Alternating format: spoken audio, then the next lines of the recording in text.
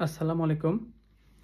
আপনারা সবাই জানেন যে সাম্প্রতিক সময়ে খুব একটি হঠাৎ করে বলা নেই কওয়া নেই একটি প্রচারণা চালাচ্ছে যে ইউনূসকে আমরা নির্বাচন চাই না, ইউনূসকে আরও ৫ বছর ক্ষমতায় দেখতে চাই। বিশেষ করে ইউনূস যখন চীন সফরে যাচ্ছেন, ঠিক সেই সময়টা আমরা দেখি ফেসবুকে অনেক ইভেন্ট খোলা হচ্ছে যে ডক্টর ইউনূসের মতো একজন ব্যক্তি, তাদের কথায় মহান ব্যক্তি, সারা পৃথিবীতে সবচেয়ে বড় গ্লোবাল সেলিব্রিটি, তারপরে তার মতো মেধাবী, তার মতো এটা সেটা করে তাকেই আমরা চাই। হঠাৎ করে সে এই ইভেন্ট খুলেছে, সেই ইভেন্টে হয়তো কয়েক হাজার মানুষ কিংবা কয়েক লাখ মানুষ হয়তো সেখানে ইন্টারেস্ট দেখাচ্ছে, শেয়ার দিচ্ছে, খুব আগ্রহ দেখাচ্ছে, লেখা লিখছে যে ইউনূস মাস্টার মাইন্ড, ইউনূস এই করেছে সেই করেছে। তো এখন আমার অবাক লাগছে যে হঠাৎ করে এই প্রচারণা কেন? আমরা জানি যে অবৈধ ইউনূস সরকার, অসাংবিধানিক ইউনূস সরকার একটি ইন্টারিম গভর্নমেন্ট, যদি এটি সাংবিধানিক কোনো ভিত্তি নেই। সেখানে বিএনপি নির্বাচনের জন্য প্রেশার দিচ্ছে, যেহেতু বড় দল স্বাভাবিক কারণে দিবে। নির্বাচনে আওয়ামী লীগকে করতে দেবে না, সেটা ভিন্ন আলাপ। কিন্তু ইউনূস কারজাই বা তার সহযোগীরা, বিশেষ করে ইউনূস যখন ডিসেম্বরে বিএনপি নির্বাচনের জন্য প্রেশার দিচ্ছে, ইউনূসের প্রেস সেক্রেটারি ইউনূস নিজে একবার ডিসেম্বর থেকে জুন নির্বাচনের কথা বলছে, তাহাল বাহানা করছে। স্পেসিফিক কোনো ডেডলাইন, যে নির্বাচনের যে রোডম্যাপ সেটি দিচ্ছে না, বিএনপি চাচ্ছে। কিন্তু ইউনূস যে দলটির আসলে আমি বলবো যে দলটি ইউনূস গডফাদার, এবং যে দলটির অঘোষিত নেতা এবং পিতা হচ্ছে ইউনূস, সেই লালবদর এনসিপি, ন্যাশনাল ক্রিমিনাল পার্টি, তারা হঠাৎ করে সার্জিস, সেই লালবদরদের একজন অন্যতম নেতা সার্জিস ফেসবুকে হঠাৎ করে লিখলেন যে ইউনূসের মধ্যে একটা স্টেটসম্যান, নির্বাচিত সরকারের ৫ বছর প্রধানমন্ত্রী না থাকলে এটি আমার সারা জীবনের আফসোস থেকে যাবে। আর বিদেশে বসে, যে আপনারা জানেন যে গুজব, অনেকে তাকে রয়ের এজেন্ট বলে, সে ৩ ইঞ্চি, অনেকে তাকে ৩ ইঞ্চি বলে, বিশেষ করে তার প্রেমিকা নাদিয়া ইসলাম।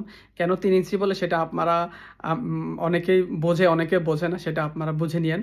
সেই পিনাকি, যাকে অনেকে এনার্কি ভট্টাচার্য বলে, অনেকে ৩ ইঞ্চি বলে, অনেকে পিঙ্কি বলে, বিভিন্ন নাম আখ্যায়িত। তার কাজ হচ্ছে, সে নিজেই ঘোষণা করেছে সে হচ্ছে ইউনূসের বেসরকারি পার্টনার, প্রাইভেট পার্টনার। এখন যেহেতু তাদের তথাকথিত সে জুলাই আগস্ট চক্রান্তের নৈরাজ্যে তারা যে একটি সাংবিধানিক সরকার, বৈপ্লবিক সরকার গঠন করতে পারেনি শহীদ মিনারে গিয়ে শপথ নিয়ে, সেহেতু তারা সাংবিধানিকভাবে শপথ নিয়েছে।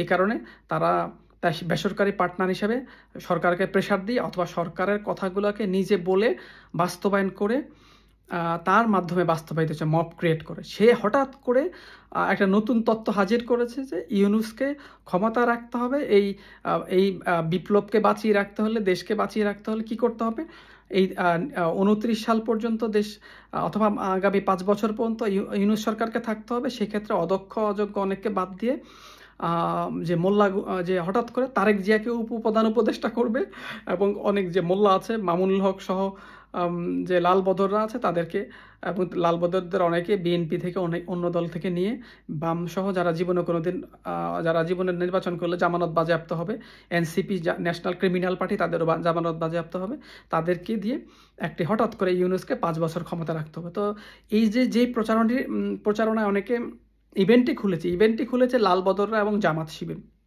কারণ এর সাথে জামাতও যুক্ত আছে, জামাত শিবিরও। বিএনপি যুক্ত আছে এটি আমি মনে করি না। জামাত শিবির তো, যে বিশেষ করে এনসিপি, জামাত, এবি পার্টি, এগুলো তো একই জিনিস, আসলে একই।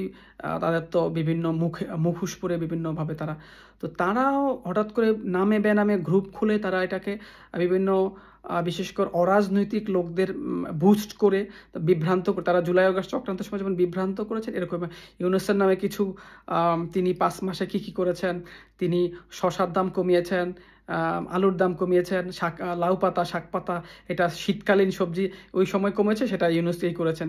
কিংবা অন্য বঙ্গবন্ধু কন্যা সরকারের বিভিন্ন অর্জনকে তার অর্জন বলে চালিয়ে দিয়ে কিন্তু এদিকে যে মানুষের কোনো জীবনের নিরাপত্তা নেই, মানুষ পুরো রাষ্ট্র যে একটি বিশৃঙ্খলার মধ্যে একটা অন্ধকার যুগে প্রবেশ করেছে, যেখানে যেখানে যাকে তাকে খুন করা হচ্ছে, ধর্ষণ করা হচ্ছে, ডাকাতি করছে, সেগুলোর কোনো মূল্য নেই।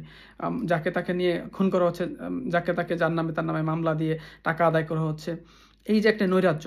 তো এখন এই নৈরাজ্যের মধ্যে এই স্রোতে কারা গা ভাসাচ্ছেন? অরাজনৈতিক লোকরা, যারা জুলাই আগস্টে যেরকম বিভ্রান্ত হয়েছেন, হঠাৎ করে বঙ্গবন্ধু কন্যা শেখ হাসিনা সরকারকে পতন করতে রাস্তা নেমে গিয়েছিলেন, এরকম একটি সাধারণ মানুষ না, কিন্তু সাধারণ মানুষ তথাকথিত শিক্ষিত এবং সার্টিফিকেটধারীদের একটি অঙ্ক। এদেরকে আসলে আমি নির্বোধই বলবো, কারণ এদের কোনো রাজনৈতিক জ্ঞান নেই, পড়াশোনা নেই।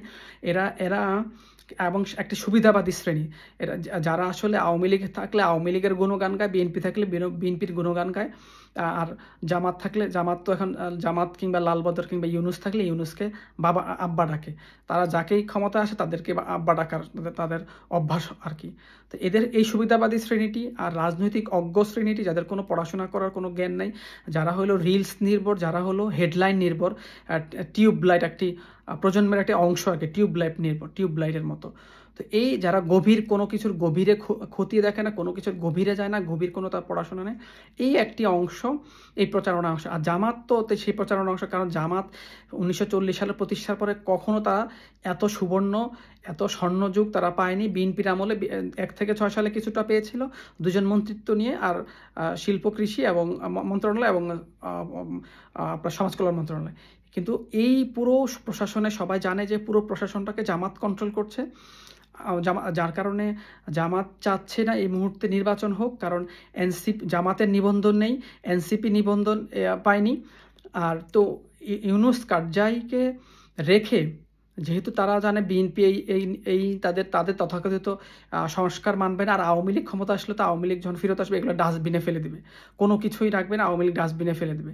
তো যার কারণে তারা ইউনুস কারজাই সম্পর্কে সাংবাদিক মাসুদ কামাল তার একজনের সাথে কথা বলেছেন, যিনি গ্রামীণ ব্যাংকে চাকরি করতেন, ইউনুসের সাথে কাজ করেছেন বহু বছর। বলে যে ইউনুস কোনো জিনিস সহজে ছাড়েন না, ছাড়তে চান না। যার কারণে আমরা দেখতে পেয়েছি গ্রামীণ ব্যাংকের নিয়ম অনুযায়ী 60 বছর এমডি থাকার কথা থাকলো, তো সে 71 বছর হয়ে যাওয়ার পরে সরকার যখন তাকে সরিয়ে দিল, তৎকালীন আওয়ামী লীগ গভর্নমেন্ট, তখন সে আদালতে চ্যালেঞ্জ করেছে এই এমডি পদের এত মধু। পরবর্তী সে আদালতে হেরেছে, সব জায়গায় গোহারা হয়েছে।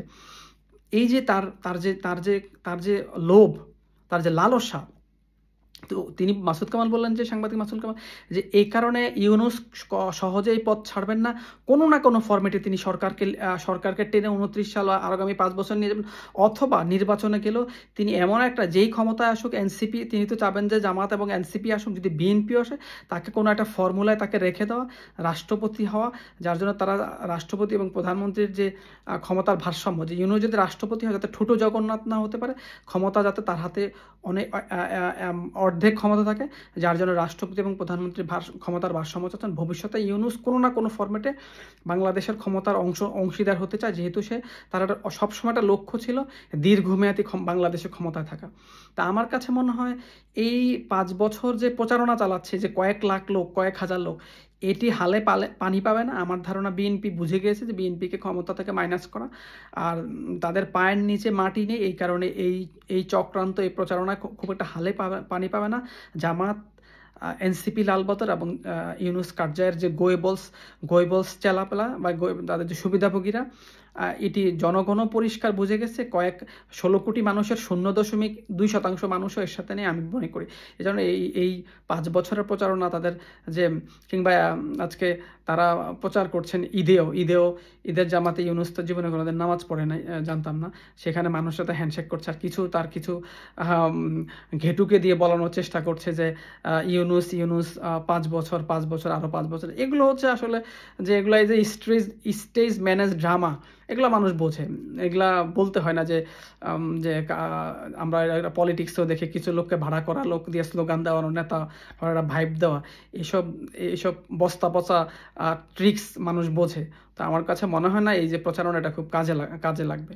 এটা আপনাদের কি ধারণা, আপনারা জানাতে পারেন। সবাইকে ধন্যবাদ।